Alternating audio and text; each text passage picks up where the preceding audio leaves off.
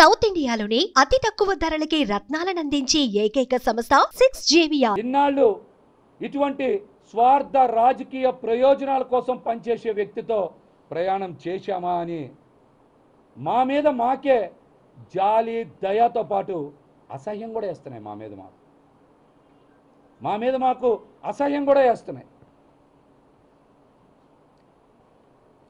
రాజకీయ పార్టీలు ఏర్పాటు చేశారంటే ఖచ్చితంగా ప్రజాస్వామ్యబద్ధంగా ప్రజలకి సేవ చేస్తారని, అందరికీ అండగా నిలబడతారని, అందమైన భవిష్యత్తుని ఇస్తారని నమ్ముతాం. కానీ ఏనాడు పార్టీ నిర్మాణం మీద కానీ, కేడర్ మీద కానీ, యువత మీద కానీ, వీర మహిళల భవిష్యత్తు మీద కానీ దృష్టి సారించకపోవడం రాజకీయాల పట్ల వారికి ఉన్నటువంటి నైజాన్ని ప్రతి ఒక్కరు కూడా తెలియజేస్తుంది. అన్ని తాత్కాలికమే, అంతా నటనే. మేము గుర్తించలేకపోయాం.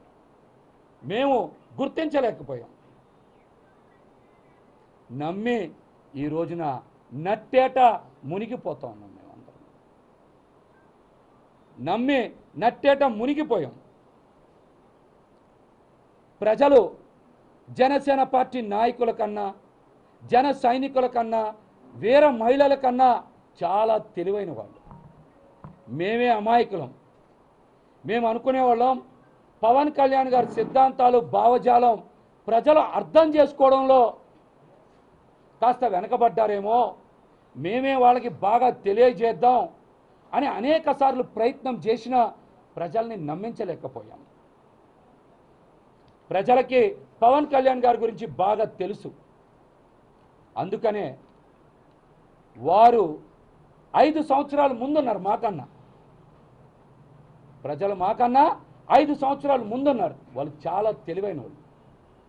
అందుకనే 2019లోనే మమ్మల్ని ఓడించారు.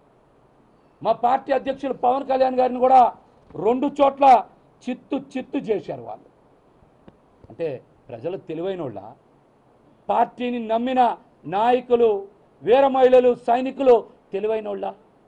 ముందు చూపు ఎవరికి ఉంది?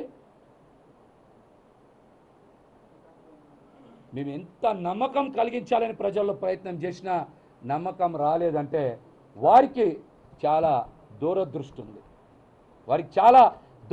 ఉంది.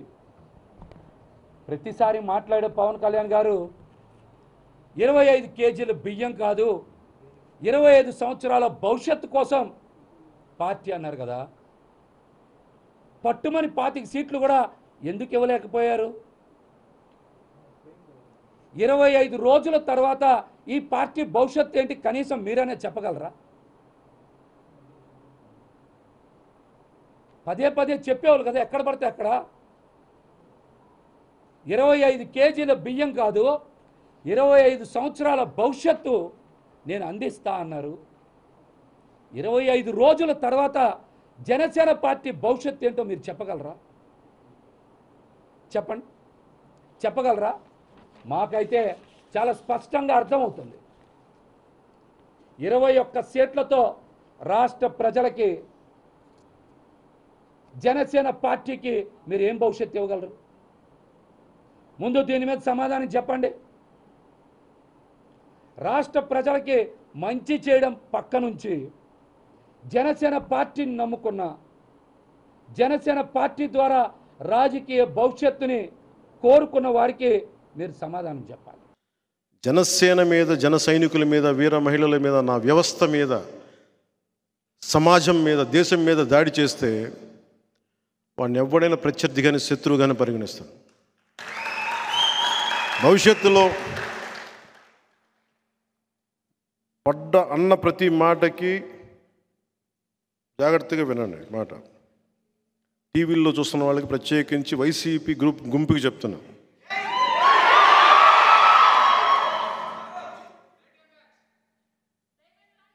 వాళ్ళ గురించి అంత మాటలు ఆలోచించండి. వాళ్ళు చాలా చిన్న మనుషులు. మీరు అనవసరంగా వాళ్ళని పెంచి పెద్ద చేస్తాం.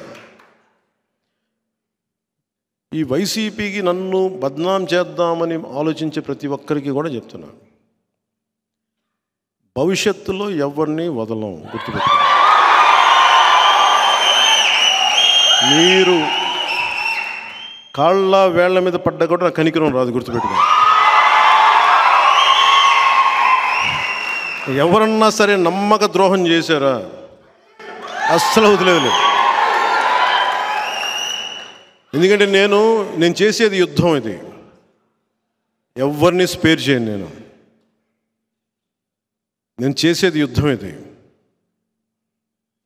మన పార్టీలో ఉండి కోవట్లుగా వెళ్ళిపోతానంటే అలాగే 2019లో చాలామంది యువ నాయకత్వానికి సీట్లు ఇచ్చాను నేను. బాగా పనిచేశారు. ఒక పంచకర్ల సందీప్ కానీ నిలబడ్డా, ఒక టీసీ వరుణ్ కానీ, మేము తెలియపోవచ్చు, అనంతపురం చాలామంది యువత, ఒక చైతన్య కానీ, ఒక రామ్మోహన్ కానీ, వీళ్ళందరూ కూడా చాలా బాగా చేశారు పనులు. ఇలాంటి చాలామంది ఉన్నారు. ఒక పోతిని మహేష్ కానీ. నేను ఎవరిని అంటే సమస్య ఏమొచ్చిందంటే అందరినీ ప్రొవైడ్ చేయడానికి 2 సమస్యలు. కొంతమందికి ఇవ్వగలిగాను, ఇచ్చి ఈ అలయన్స్లో భారతీయ జనతా పార్టీ కోరుకోవడం వల్ల కొన్ని సీట్లు వదులుకోవాల్సి వచ్చింది అదనంగా. దాంట్లో కొంతమంది మన వాళ్ళే నష్టపోయారు. మధ్యవర్తిత్వం వహిస్తే ఏమి నష్టపోతామో నాకు బాగా అర్థమైంది. ఇప్పుడు పెద్ద మనసుతో వెళ్తే మనం చిన్న చేసుకున్న వాళ్ళు అయ్యాం. కానీ మంచిదే. నేను పెద్ద మనసుతో చేసిన తగ్గించుకున్నా కానీ 5 కోట్ల మంది ప్రజలకి మా వాళ్ళు 10 మంది త్యాగం నిజంగా మంచిదే. విదురు నీతిలో ఒకటి ఉండదు. ఒక రాజ్యం కోసం, ఒక కుటుంబం కోసం ఒక వ్యక్తి, ఒక గ్రామం కోసం ఒక కుటుంబం, ఒక రాజ్యం కోసం ఒక గ్రామాన్ని వదులుకోక తప్పదని. అంటే ఒక రాజ్యక్షేమం కోసం గ్రామాన్ని కూడా వదులుకోక తప్పదని. అలాగే ఒకసారి మేము రాజ్యక్షేమం కోసం, ఆంధ్ర రాజ్యక్షేమం కోసం నాతో సహా మేము త్యాగాలు చేయాల్సి వచ్చింది. ఒక పార్లమెంట్ సీట్ కూడా వదులుకోవాల్సి వచ్చింది. స్వయాన మా అన్న,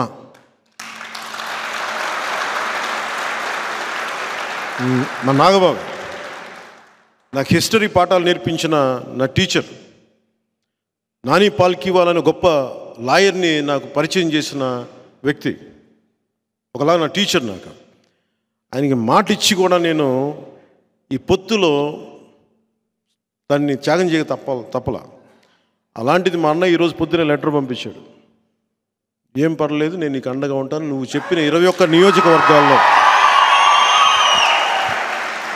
అంటే నువ్వు చెప్పిన 21 నియోజకవర్గాల్లో మన అందరి అభ్యర్థుల కోసం కృషి చేస్తాను. నువ్వు ఎక్కడైతే అలయన్స్ పార్ట్నర్స్ ఉన్నారో ఎక్కడికి వెళ్ళమంటో అక్కడికి వెళ్ళి నేను పనిచేస్తానని మనస్ఫూర్తిగా మా అన్నయ్య నాగబాబు గారికి నన్ను అర్థం చేసుకున్నందుకు ప్రత్యేకంగా నా కృతజ్ఞతలు. అది ఎందుకు చెప్తున్నానంటే త్యాగాలు చేయకుండా ఎవరూ లేవు. వీటన్నిటి వెనక రాష్ట్రం బాగుండాలని ఒక ప్రయోజనం.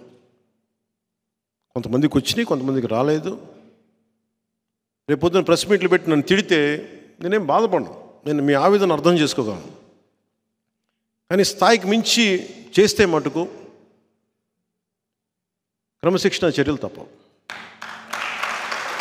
ఎందుకంటే మీరు నన్ను వ్యక్తిగతంగా ఏదైనా తిట్టండి, పొత్తు ధర్మాన్ని మటుకు ఆ స్ఫూర్తిని చంపకండి. అలాంటి వ్యక్తులు ఎవరన్నా కూర్చొని ఉన్నా కానీ భవిష్యత్తులో కానీ సమీప భవిష్యత్తులో కానీ ఖచ్చితంగా క్రమశిక్షణ చర్యలు తీసుకుంటాను. దాన్ని దయచేసి అందరూ, ఎందుకంటే మా నాగబాబు గారి గురించి చెప్తున్నాను, ఆయనకి మాట ఇచ్చి కూడా నేను వెనక్కి వెళ్ళాల్సి వచ్చింది. సుమన్ టీవీలో మీ పర్సనల్ అండ్ బిజినెస్ ప్రమోషన్స్ కోసం కింది నెంబర్కి కాంటాక్ట్ చేయండి.